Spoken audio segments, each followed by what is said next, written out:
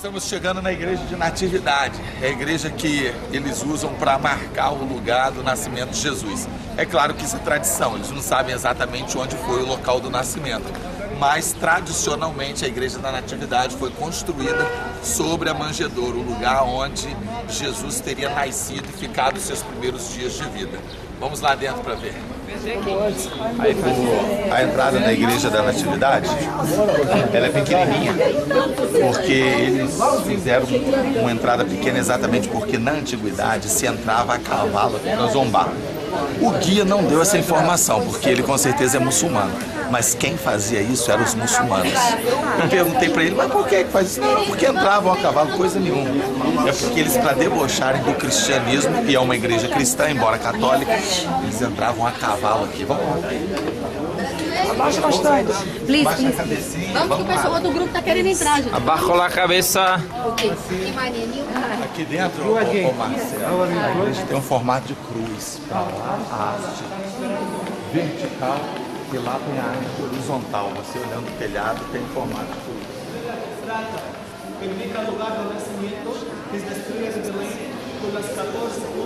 Aí a cruz no teto.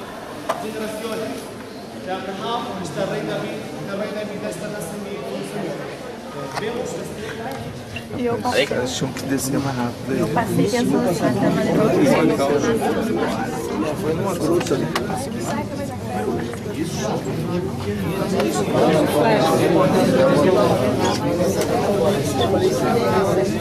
Aí o lugar que marca a manjedoura.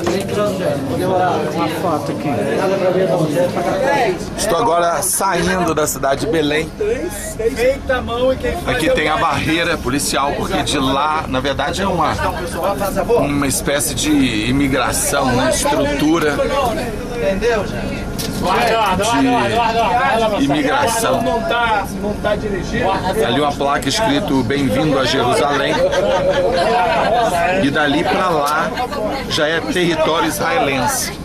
A cidade de Belém, ela é cercada por um muro. É assim que os palestinos entendem. Foram isolados por um muro, cercaram a terra deles por um muro. A justificativa de Israel é o seguinte, que eles cercaram Israel com o muro. Então o muro foi feito no terreno deles, alguma coisa nesse sentido. Essa foi então a nossa visita a Belém, a igreja da Natividade. Como dissemos, o lugar que serve como referência para o nascimento de Jesus. É óbvio que, como falamos durante a filmagem, aquele é o local que é, pela tradição, identificado como local do nascimento. A única informação que a Bíblia nos traz é que o nascimento foi em Belém e nada mais do que isso. O texto que fala acerca disso é exatamente o texto de Lucas, no capítulo 2, a partir do versículo 1, e nós vamos estar então analisando esse texto, extraindo alguma mensagem a mais, além daquelas que nós vimos aí na rápida filmagem que nós fizemos a Belém. O texto diz assim: E aconteceu naqueles dias que saiu um decreto da parte de César Augusto para que todo mundo se alistasse. Este primeiro alistamento foi feito sendo Quirino presidente da Síria, e todos iam alistar-se, cada um à sua própria cidade. E subiu também José da Galileia, da cidade de Nazaré, à Judéia, a cidade de Davi, chamada Belém, porque era da casa e família de Davi, a fim de alistar-se com Maria, sua esposa, que estava grávida. E aconteceu que, estando eles ali, se cumpriram os dias em que ela havia de dar à luz, e deu à luz um filho primogênito, e envolveu em panos, e deitou numa manjedoura, porque não havia lugar para eles na estalagem. Então esse é o texto bíblico que nos fala acerca do nascimento de Jesus. Essa é, portanto, a narrativa e a única informação que nós temos acerca do nascimento de Jesus ali em Belém. Queridos, a sociedade da época aguardava com uma expectativa muito grande a manifestação do Messias, e isso em função de algumas situações que eles viviam. É interessante lembrarmos que o povo judeu ainda aguarda a manifestação do Messias, porque eles não acreditam que Jesus seja o Messias de Deus, até em função do tipo de expectativa que eles tinham acerca do Messias. E poderemos entender isso comparando ou trazendo algumas informações sobre a sociedade da época, as expectativas, enfim. Então, a primeira colocação que eu gostaria de fazer nesse sentido é que a sociedade antes da manifestação do Messias era uma sociedade que vivia debaixo de um jugo romano muito grande, ou seja, altos impostos, a figura do imperador era uma figura de um homem tirano. Nós temos acompanhado algumas rebeliões no Oriente Médio, no norte da África também, enfim, alguns países muçulmanos onde a população tem dito um basta, tem chegado a um limite acerca da tirania de seus líderes. E o povo de Israel, e não só o povo de Israel, mas todos os povos que viviam como espécie de colônias de Roma, eles viviam um momento que era como se fosse o extremo, o limite da tolerância do jugo romano. O imperador, além de tudo, ele exigia alguns tipos de cultos para ele mesmo que eram incompatíveis com a cultura e o culto de Israel. Então isso fazia com que o povo judeu desejasse muito a manifestação do Messias naquele tempo, porque a manifestação do Messias traria a reboque a libertação de Roma, porque eles esperavam uma espécie de libertação do jugo romano no sentido político. Eles não esperavam um Messias profético, um Messias que traria uma libertação espiritual, mas esperavam uma libertação política.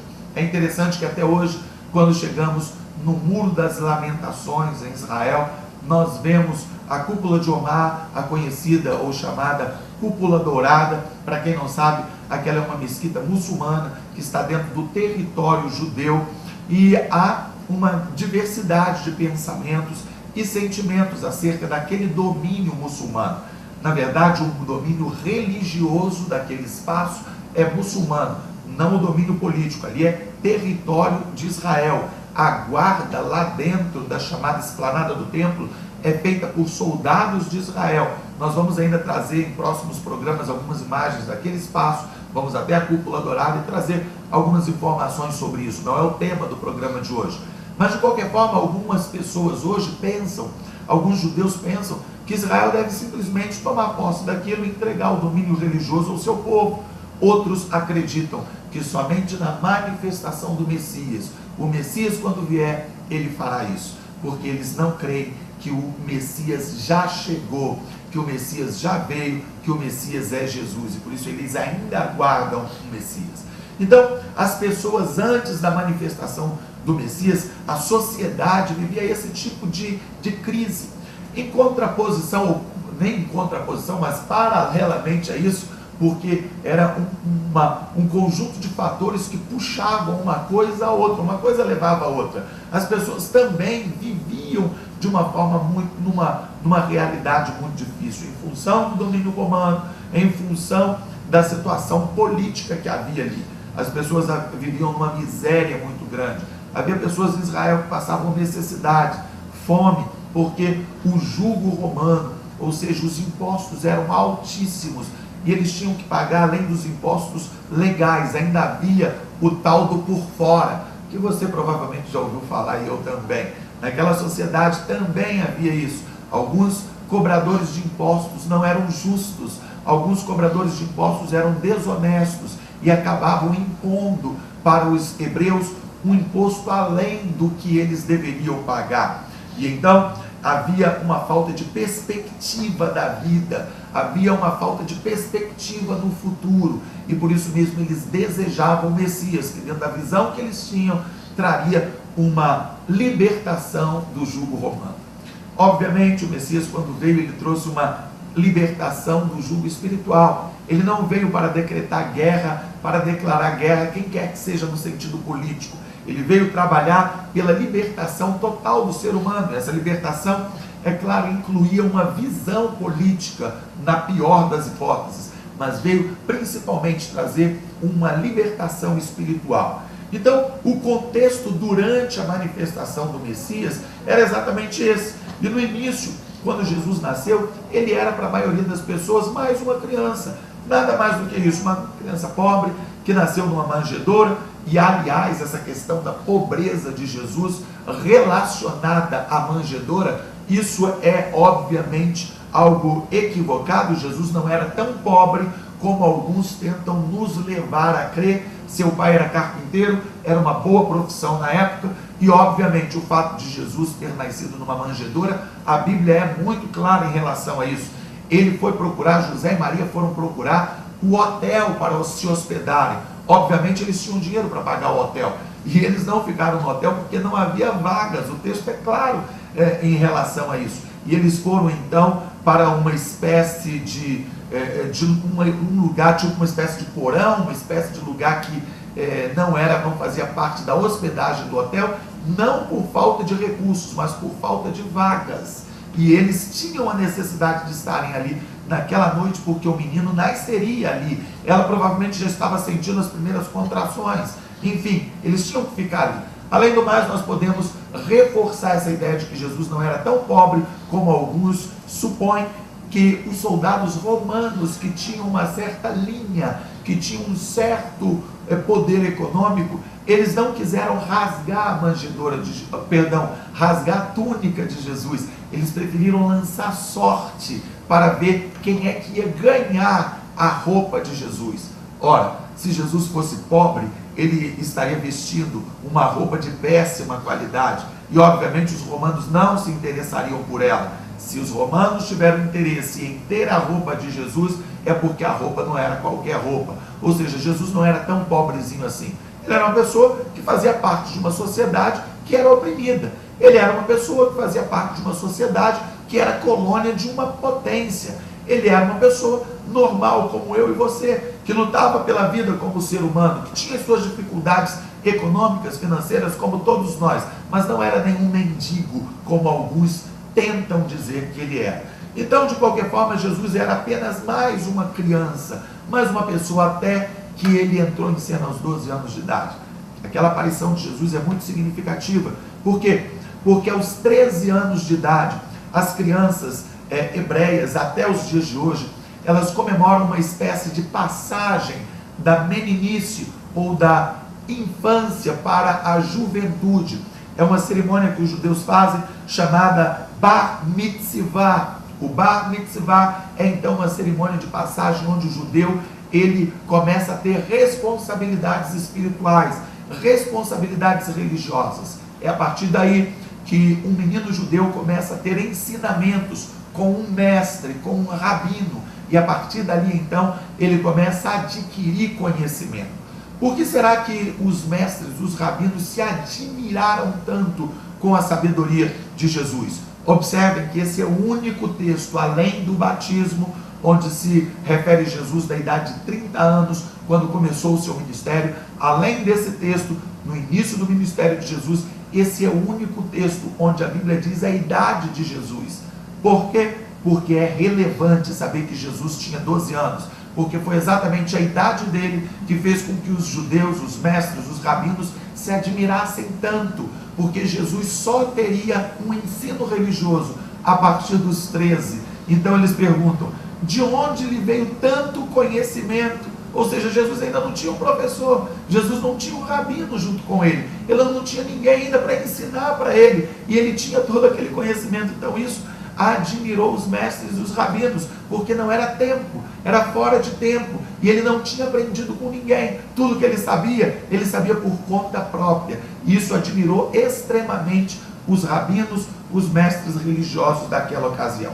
Então Jesus, quando se manifestou depois dos 30 anos, sim, ele deixou de ser um menino, deixou de ser um jovem que discutia com os mestres, e ele passou a ser uma pessoa relevante na sociedade. Ele começou a sair do anonimato, e então ele começou a gerar medo para os opressores. Ele começou a gerar receio para aqueles que eram dominadores, e até ódio aos religiosos, que tinham o domínio da religião, que escravizava pela religião. Nós ainda temos muito isso nos dias de hoje. Religiões escravizadoras. Se você não agir assim, se você não ler por nossa cartilha, se você não agir dessa forma, as penas que virão sobre você serão essas ou aquelas outras. E Jesus nunca escravizou pela religião. Pelo contrário, ele veio pregar a libertação.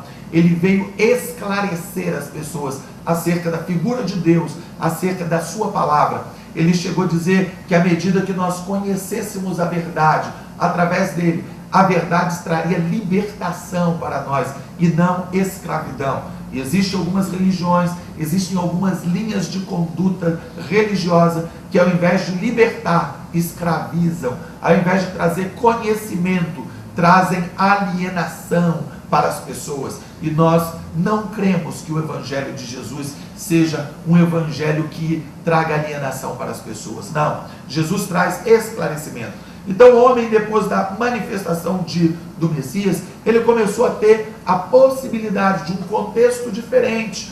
Ele teve a oportunidade de ter os seus sonhos revigorados, os seus sonhos restaurados. Depois de Cristo, as perspectivas da humanidade mudaram. Mesmo que você seja pobre, mesmo que você não tenha perspectivas de vida, você tem hoje uma esperança em Cristo de ter uma vida espiritual digna, de ter uma vida dentro da sociedade que seja mais relevante, e você tem, sobretudo, a perspectiva de vida eterna. Então a manifestação do Messias, de fato, rachou a história, tanto no sentido espiritual, como no sentido literal. Hoje, quando você assina um cheque, ou quando você preenche um cheque, você está declarando que Jesus veio, que o Messias já chegou. Quando você preenche qualquer data, em qualquer lugar, você está declarando, dentro do nosso contexto, que Jesus veio, que o Messias veio e rachou a história, porque você anota dia tal, do mês tal, do ano tal, depois de Cristo, porque o ano que nós vivemos hoje, 2011, ele simplesmente declara que Jesus já veio há 2011 anos atrás. Enfim, todas as vezes que nós falamos de data, nós estamos declarando que a história foi rachada por aquele que veio para mudar a minha história, para aquele que veio para mudar a sua história. Agora, queridos, vejam, para concluir então essa palavra, a vinda de Jesus, a revelação do Messias, traz duas possibilidades para mim e para você. A vida de alguns, depois da vinda de Jesus, ou depois do conhecimento do Evangelho, ela pode permanecer como sempre esteve, mas a vida de outros pode simplesmente ser revolucionada pelo Messias, pela vinda de Jesus. Jesus nasceu há mais de 2000 anos em Belém, mas ele pode nascer hoje no meu coração. Jesus se revelou para a humanidade há 2000 anos atrás, mas pode se revelar hoje para mim, pode se revelar hoje para você. Ele pode hoje se apresentar para você como o Messias de Deus, e você pode simplesmente dar de ombros para isso, não se importar com essa informação, ou dizer, eu já ouvi falar sobre isso, é bem legal, bem bacana, os ensinamentos de Jesus até que são bastante relevantes, mas não é para que eu venha seguir ainda. Ou você pode permitir que Jesus venha revolucionar a sua vida, venha entrar no seu coração, mudando completamente a história, a sua história. E assim como ele rachou a história da humanidade, fazendo com que ela fosse contada entre antes e depois dele, a sua vida pode ser também contada entre como antes e depois de Jesus. A partir de hoje, a sua vida pode simplesmente ser revolucionada. E se você quer uma revolução espiritual na sua vida, na sua família, no seu coração, você precisa simplesmente receber Jesus no seu coração como o Senhor de sua vida.